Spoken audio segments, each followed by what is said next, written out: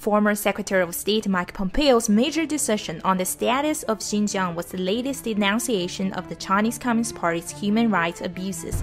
This also marked a remarkable milestone in the whistleblower movement's efforts to challenge CCP's evil rule in the People's Republic of China.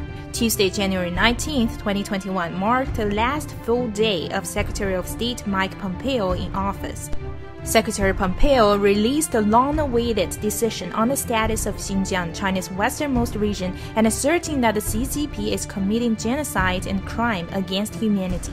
This decision has been made based on extensive evidence gathered since 2017 regarding CCP's heavy-handed rule in the region, including internment camps, forced sterilization, forced abortion, and coercive family planning. Undoubtedly, this decision lays the groundwork in the China policy under the Biden administration.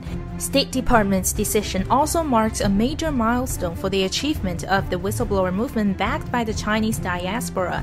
As a trailblazer of the whistleblower movement, Mr. Wen Guiguo, aka Miles Guo, first appeared in the interviews and YouTube in 2017. He had only one goal in mind: exposing the corruption of high-level CCP officials and calling for rule of law and democracy in China.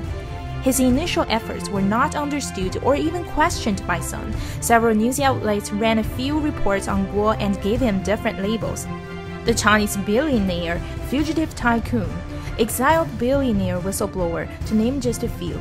Yet Guo's campaign continues and has rallied numerous like-minded supporters who understand and appreciate the authenticity and genuine intention of his ongoing exposure on CCP's evil and inhuman rule in PRC, among which the recent brutal crackdown on the pro-democracy movement in Hong Kong. To this day, the world has come to understand Guo's severe warnings better on the imminent dangers for the United States and the rest of the international community inflicted by the authoritarian and atheist CCP regime. As one of America's condemnations against the CCP, this genocide decision is a consensus among American politicians and will inevitably trigger a series of follow-up measures by the newly inaugurated Biden administration and other domestic allies. Among Biden's cabinet members, Antony Blinken, Biden's pick for Secretary of State, stated on Tuesday that he agreed with the genocide declaration during a Senate confirmation hearing.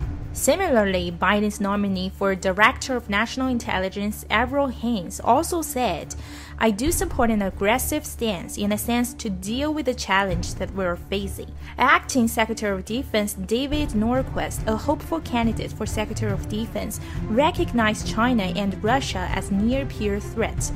Further, Treasury Secretary nominee Janet Yellen, on her Senate confirmation hearing Tuesday, maintained that China is America's most important strategic competitor, and indicated that the incoming Biden administration is prepared to use the full array of tools to address China's illegal practices.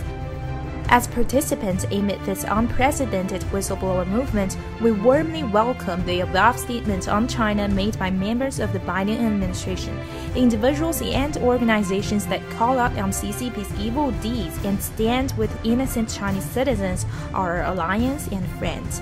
It is in the benefit of the United States, American businesses, and citizens to continue to uphold and safeguard universal values, including the rule of law, democracy, and liberty in the global village.